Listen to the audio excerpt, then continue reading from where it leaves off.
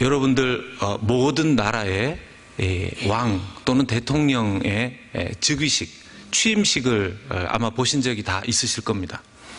어떤 왕이나 대통령도 그 취임식 또는 그 즉위식에 그 모습이 얼마나 화려한지 아마 어느 정도는 감을 잡으실 것입니다.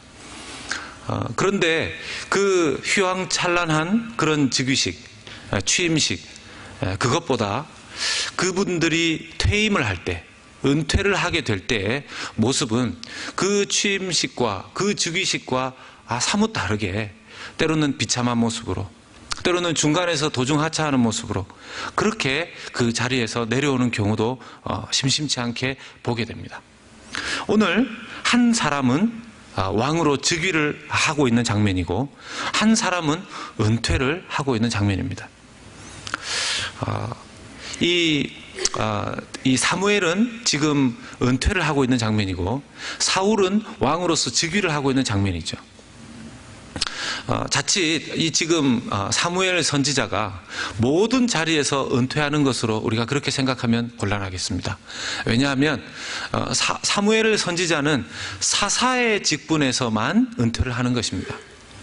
그 전까지 하나님께서는 이스라엘에 왕이 없었기 때문에 사사들을 세우셔서 행정부의 수반의 역할들을 하게 하셨습니다. 왕을 대신해서 사사의 역할을 하게 하신, 사사가 그 왕의 역할을 하게 하신 것이죠. 이제 정식으로 왕이 세워지는 만큼 더 이상 사사의 역할은 필요가 없기 때문에, 그 행정부의 머리가 두 개가 될 수 없기 때문에 사무엘 선지자는 스스로 그 자리에서 내려오는 것이고요. 이제 사울 왕이 정식 행정부의 수반 왕으로서 즉위를 하게 되는 것입니다. 사무엘 선지자는 계속해서 선지자의 역할들은 계속 감당합니다. 선지자는 하나님의 그 명령을 왕과 그 백성들에게 계속해서 전하는 역할을 하게 되고, 심지어는 왕이 그 역할들을 제대로 하지 못할 때에는 하나님으로부터 명령을 받아서 경고하는 그 선지자의 역할들을 그 인생이 끝날 때까지 계속해서 감당하게 됩니다. 오늘 그런 배경하에서 이 말씀을 좀 나누게 됩니다. 사사직을 잘 마친 사무엘, 이제 왕직에 오르는 사울과 또 그를 즉위시키는 백성들, 사무엘 선지자가 자기의 사사직을 마감하면서 자기의 사사직에 대한 회고 또는 사람들에게 자기의 평가를 묻는 그런 장면이 들어있습니다. 3절의 말씀에 내가 여기 있나니 여호와 앞과 그의 기름 부음을 받은 자 앞에서 내게 대하여 증언하라. 내가 누구의 소를 빼앗았느냐, 누구의 나귀를 빼앗았느냐, 누구를 속였느냐, 누구를 압제하였느냐, 내 눈을 흐리게 하는 뇌물을 누구의 손에서 받았느냐, 그리하였으면 내가 그것을 너희에게 갚으리라. 이렇게 말씀하고 있습니다. 자기의 사사로서의 그 행정부의 수반으로서의 그 역할 함에 있어서 자기가 혹시 이런 일들을 행한 것이 있다라면 지금 자기가 갚겠다, 지금 자기가 그것을 반성하고 그것을 자기에게 혹시 가지고 간 것이 있다면 그대로 내어놓겠다, 이렇게 말하고 있는 것이죠. 여러분, 이 내용들을 보십시오. 사사로서 그가 사사의 그 직분을 평가하는 그 장면에 있어서 내가 얼마만큼 이 이스라엘 나라를 크게 하였느냐, 내가 얼마만큼 이 이스라엘 나라를 잘 지켰느냐, 내가 사사로 지내는 동안 여러분들의 총 생산량이 얼마나 많아졌느냐, 이것을 평가 기준으로 묻고 있지 않고 그가 얼마나 깨끗하게 사사로서 살았는가, 그 평가 기준을 사람들과 하나님 앞에 묻고 있습니다. 이것은 세상 사람들이 어떤 그 직책에 위해서 무엇인가를 감당하고 끝낼 때의 그 모습과 평가 기준과 좀 다른데요, 바로 세상의 기준과 하나님 나라의 기준이 이렇게 다르다라는 것을 우리가 알 수 있습니다. 우리가 하나님께로부터 받은 사역을 끝낼 때, 하나님께서 우리에게 맡기신 그 직분을 끝낼 때 우리가 얼마나 크고 위대하고 놀라운 일을 하였는가가 우리의 평가 기준이 아니고, 가장 중요한 평가 기준은 하나님 앞에서 사람 앞에서 얼마나 깨끗하게 그 사명을 감당했느냐 하는 것이라는 것입니다. 사무엘 선지자에게 있어서 이 모든 종목에 있어서 어느 한 가지라도 사람 앞에 하나님 앞에 떳떳했었기 때문에 자신 있게 이 말을 물을 수 있었고, 또 그 앞에 있었던 다른 백성들도 이 말에 대해서, 이 질문에 대해서 당신이 우리에게서 아무것도 억지로 빼앗은 것도 없고 압제한 것도 없고 뇌물을 받은 것도 없습니다, 이렇게 이야기를 합니다. 오늘날 어떤 그 직책에 올라가 있는 사람들, 많은 사람들이 그를 평가할 때 그 사람의 청렴 결백한 것들보다는 자칫 잘못하면 그가 얼마나 위대한 결과들을 많이 도출해 내었는가, 그런 부분들이 평가의 기준일 때가 많이 있습니다. 교회만 봐도 그렇지 않습니까?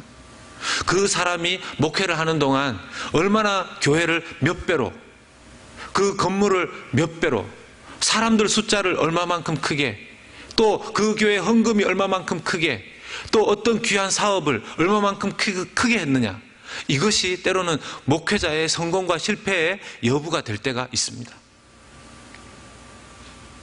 그런 부분들을 전혀 무시할 수는 없겠지만, 자칫 잘못 그것이 목회 또는 교회의 목회자의 가장 큰 평가의 기준이 될 때에 교회 역시 야망을 기준으로 그 교회가 움직여지는 그런 공동체가 될 수 있다는 것입니다.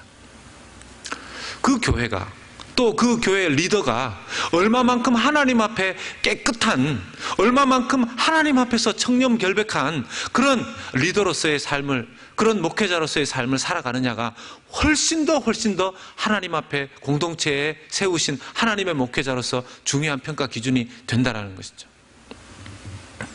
제가 예수님의 은혜를 알고 하나님 앞에 아무리 생각해도 다른 걸 해봤자 의미도 없겠고 재미도 없겠다, 그런 결론을 결국은 내려서 하나님 앞에 목회자로 헌신을 했는데요, 저는 그냥 목회 열심히 하고 하나님 앞에 기도 열심히 하고 성경 열심히 묵상하고 가르치고 하면은 그냥 땡이다, 이렇게 생각을 했었습니다. 근데 이 목회자로서 삶을 살아가면서 보니까 너무 모르고 시작했구나, 이런 생각들이 중간중간에 고비와 역경과 위기를 만나면서 알게 됐습니다. 정말 못 모르고 시작했구나, 알고 시작했으면 과연 시작했을까, 이런 생각들이 많이 들었습니다. 이게 얼마나 어려운지. 근데 여러분, 세상 가운데 어떤 일인들 쉽겠습니까? 세상에 있는 그 어떤 다른 일보다도 목회자에게 맡겨져 있는 더 큰, 그 한 가지 더 들어있는 기준 중에 하나는 하나님 앞에서 얼마나 깨끗한 그릇으로 쓰임 받느냐 하는 그런 부분이 제가 목회자로서 목회 사명을 감당하는 일에 계속해서 저에게 큰 하나님 앞에서의 도전이 되고 있습니다. 제가 가끔이 아니라 자주 말씀을 드리는데, 저는 어떤 교회에 부임했을 때마다, 부교역자로 그 교회에 부임했을 때 끝나는 날을 위해서 기도하기 시작했었습니다. 하나님, 이 교회에 평생 있을 수 없다면 잘 마무리하게 해주십시오.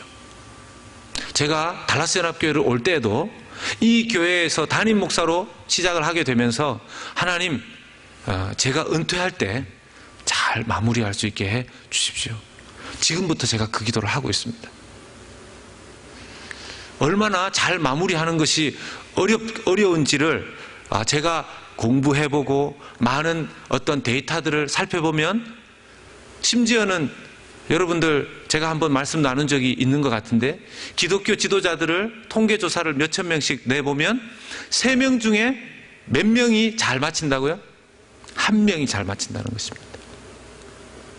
3명 중에서 1명꼴로 정말 자기의 마무리를 잘 하더라는 것입니다. 그럼 3명 중에 2명은 잘 마무리를 잘 못하더라는 것이죠. 그런 측면에서 내 인생에 어떤 일을 했다 하더라도, 어떤 큰 업적을 남겼다 하더라도, 내 젊은 시절, 중년의 시절, 오늘 제가 그 한 가지를 들었는데요, 이렇게 유엔에서 최근 발표된 나이의 이렇게 연령의 기준, 그게 좀 달라졌다고 이렇게 들었습니다. 제가 금방 보고 와서 제가 외우지는 못하는데, 보니까 65세까지가 청년으로 끊어놨더라고요. 네. 청년분들 손 한번 들어보십시오. 네. 네. 65세까지를 제가 아니고요, 제가 이렇게 잘 말씀드리려고 하는 게 아니라 유엔에서 끊었다고요. 유엔에서 기준을 그렇게 정해놨더라고요. 그래서 79세인가 그때까지가 이제 장년층에 들어가시더라고요. 중년입니까? 예, 중년층에 들어가시더라고요. 예. 이게 이제 100세쯤 되시면 이제 노령, 예, 이렇게 이야기하는 참 그런 시대가 되었습니다. 그러다 보면 어떻게 보면 우리의 평균 수명이 길어져서 좋지만 어떻게 보면 우리가 은퇴함에 있어서 어떻게 잘 마무리해야 되느냐라는 부담과 고민은 더 길어지게 된 셈입니다.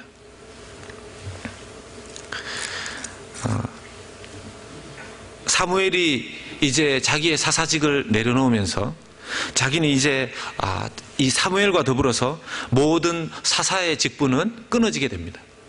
그 전까지 하나님께서는 이스라엘을 사사들을 통해서 다스리셨는데 신정국가였었죠.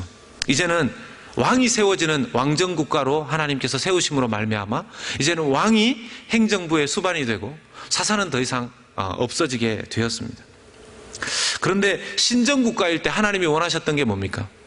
하나님의 말씀을 사사들이 잘 가르치고 전하면서 그 말씀에 백성들이 순종함을 통하여서 그 나라와 국가가 움직여지기를 하나님 원하셨습니다.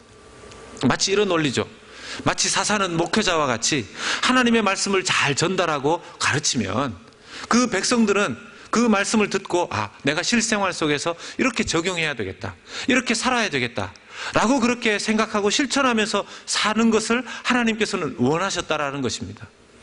그런데 하나님은 그렇게 원하셔서 사사를 세우셨지만 백성들이 하나님의 말씀만으로 전쟁을 하기도 어렵고 실제로 따라가기도 너무 어려웠다라는 것이죠.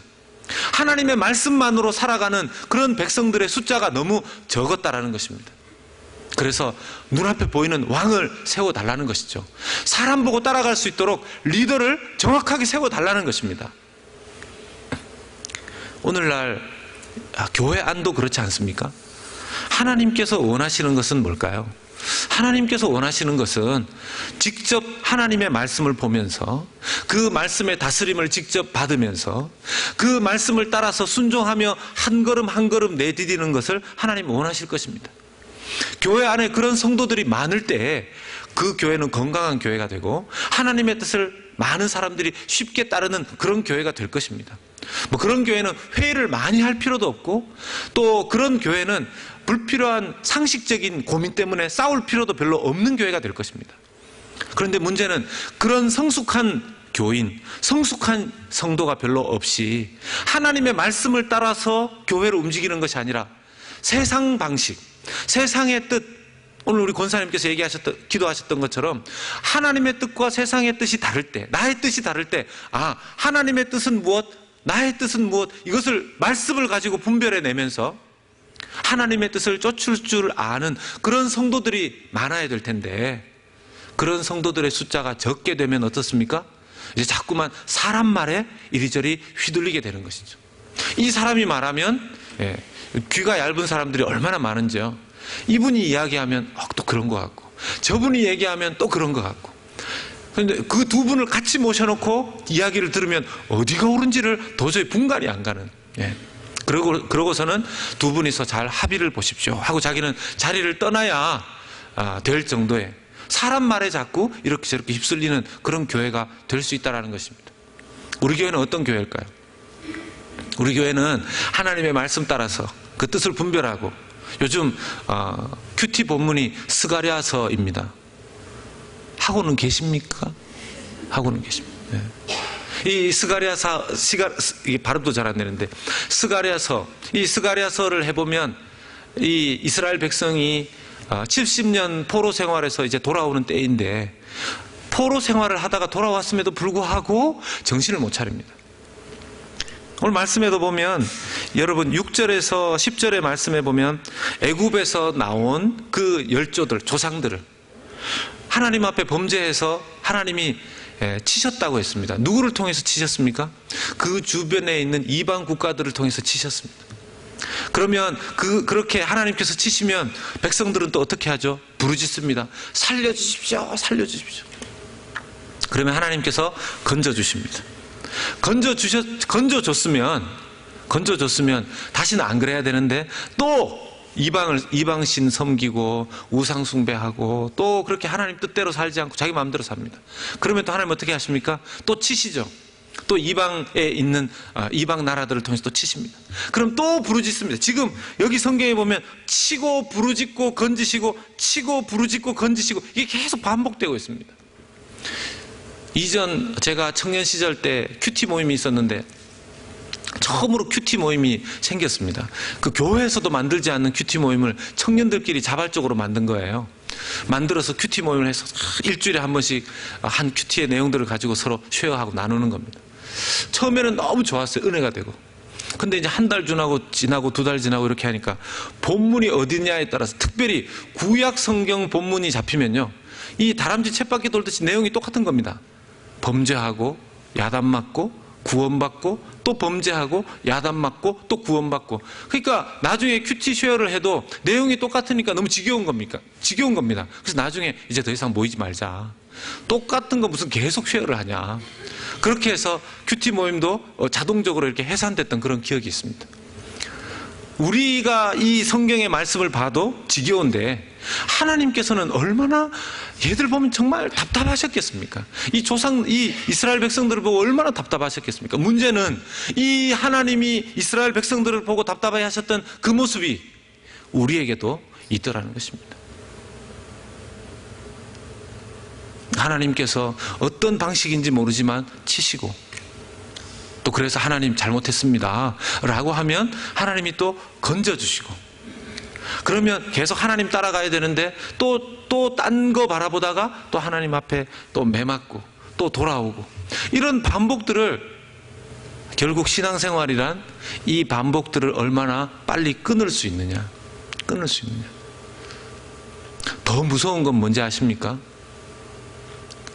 이 뉴스나 이런 걸 보면 매맞는 남편, 요즘 매맞는 남편이 늘어간답니다. 혹시 우리 중에 계십니까? 네, 잘 막으십시오. 매맞는 아내. 근데 매를 맞고 그런 일이 있을 때는 그걸 끊어야죠.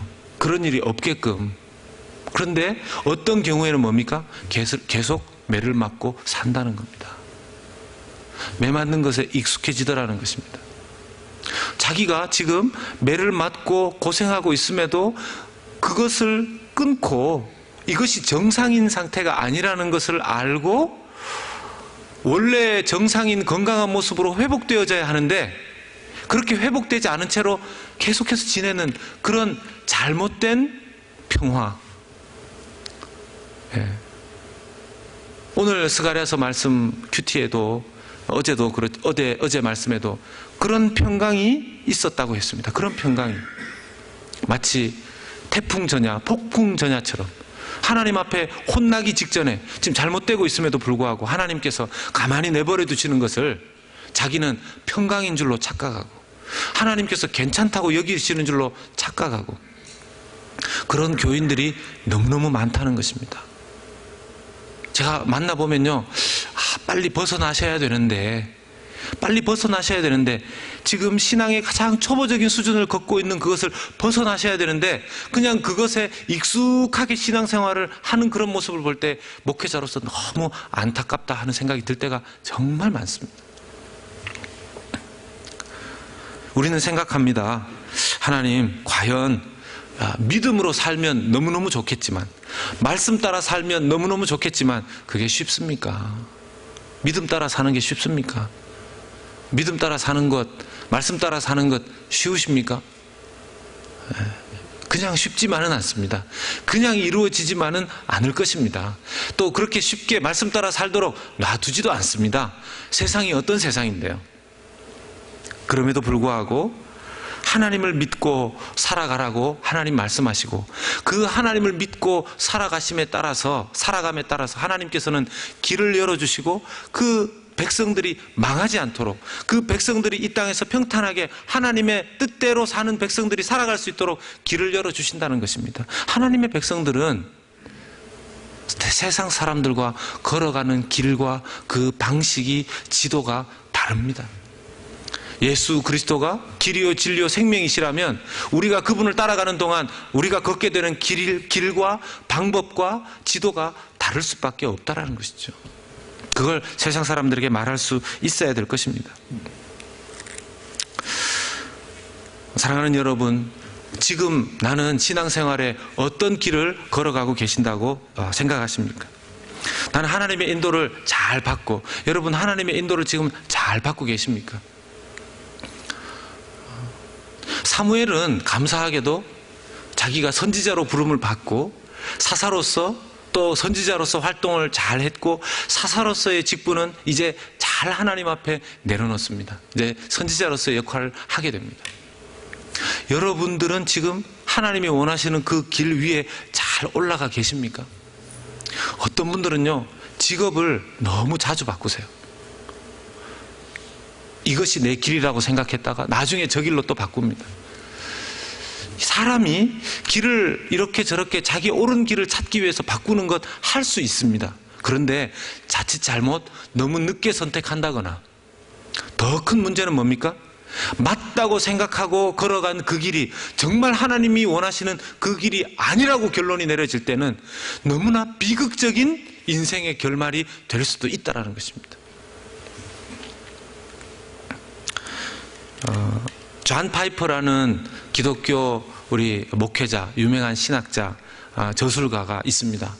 그분이 삶을 허비하지 말라라는 책에 써놓은 내용들을 중에서 여러분들과 나누고 말씀을 마무리하고자 합니다. 이 존 파이퍼 목사님의 아버님도 목사였던 것 같습니다. 그 교회에 오랫동안 어떤 한 남자분을 위해서 수십 년에 걸쳐서 기도를 했다고 합니다. 하나님께 돌아올 수 있도록. 그렇게 수십 년에 걸쳐서 온 교회가 기도했음에도 불구하고 예수님께로 돌아오지 않아서 거의 교회가 저 사람은 정말 큰 바위처럼 꿈쩍도 하지 않는구나, 그렇게 생각을 했었는데, 어느 날 예배 시간에 한 노인분이 나타나신 겁니다. 바로 그분이. 사람들이 깜짝 놀랐는데 예배가 다 끝마쳐지고 이 존 파이퍼의 아버지 목사님과 그 노인분, 아주 호호 할아버지가 된 그분과 함께 두 분이서 이야기를 나누신 다음에 그 할아버지가 펑펑 우시면서 아버지에게 어떤 이야기를 했고, 그 아버지가 나중에 무슨 이야기를 했는지, 눈물 흘리며 어떤 주름이 가득한 얼굴에 눈물 흘리면서 한 이야기를 자기 아들 존 파이퍼에게 해주었는데 무엇이냐 하면, 내가 지금까지 헛살았습니다. 정말 헛살았습니다. 헛살았습니다. 수십 년을 그렇게 기도하고 기다린 후에 이제야 그분이 나타나셔서 그 고백을, 예수님을 받아들이는 것을 그때 되어서야 한 것이죠. 아주 어렸을 때 존 파이퍼 목사님이 그 이야기를 아버지께로부터 들었는데 그게 그렇게 가슴에 잊혀지지 않더랍니다. 그리고 그의 집안에 늘 액자 하나가 이 거실에 걸려 있었는데, 한 번뿐인 인생 곧 지나가리라, 오직 그리스도를 위한 일만이 영원하리라. 여러분, 누구의 글귀인지 아시죠?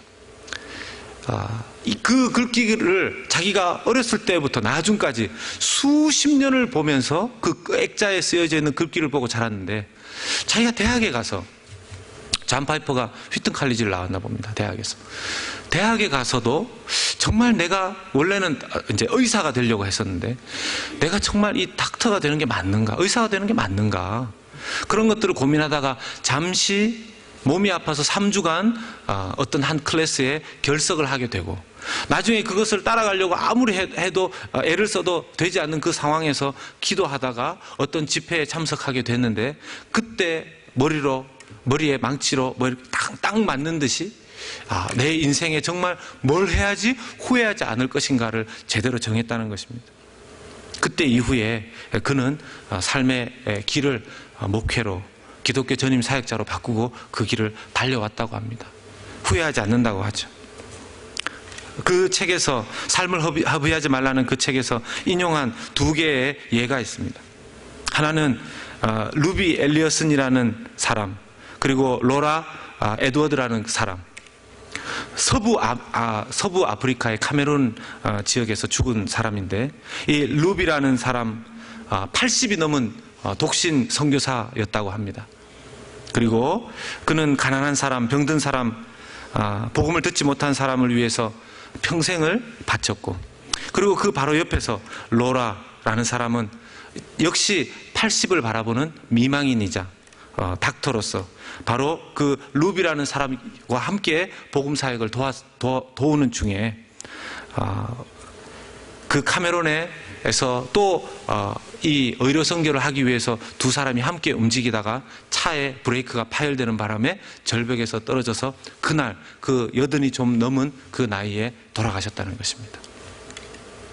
어쩌면 그 사람들은 미국인으로서 아마 그 또래의 사람들, 그 동기되는 사람들은 벌써 20년 전에 리타이어를 하고 10년 전, 20년 전에 리타이어를 하고 그들의 편안한 그 보금자리에서, 안식처에서 그렇게 노후를 즐기고 있었지 않겠습니까? 그런데 80이 넘어 괜히 그렇게 어려운 지역까지 가서 복음을 전하는 좋은 일을 하다가 그들의 인생은 그렇게 마무리하게 되었다는 것이죠. 그러면서 그가 또 그 동시에 읽은 책 중에, 이건 그 존 파이퍼가 그 동영상 보면은 설교한 그런 부분에 또 나와 있습니다. 삶을 허비하지 말라는. 리더스 다이제스트에 나와 있는 실린 그 한 부부의 이야기랍니다. 5년 전에 북동부에서 59세와 51세로 일찍 은퇴한 부부가 있다. 그들은 지금 플로리다의 펀다 고다에서 살며 9m짜리 트롤선을 타고 다니면서 조개 껍질을 모으면서 노후를 보내고 있다. 여러분들은 어느 쪽이 되고 싶으십니까? 우리는 어느 쪽이 되고 싶을까요?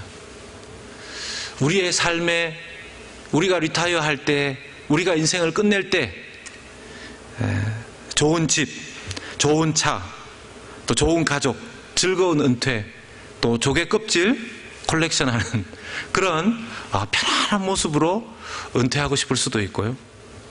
끝까지 하나님이 원하시면, 하나님이 원하시는 그 일을 이 세상에 숨이 붙어 있을 때까지는 끝까지 하다가 주님 앞에 설 수도 있을 것입니다. 사랑하는 여러분, 가장 중요한 것은 지금도 하나님께서 나를 인도하는 중에 계신데 그 인도하는 여정 중에 내가 제대로 올라가 있는가? 우리 연합교회는 그런 하나님의 말씀과 하나님의 뜻을 따라 한 명도 마지막 날에 헛살았다, 내가 헛살았다, 그렇게 이야기하시는 분이 단 한 분도 없는 저와 여러분, 우리 사랑하는 연합교회 될 수 있기를 주님의 이름으로 축원합니다.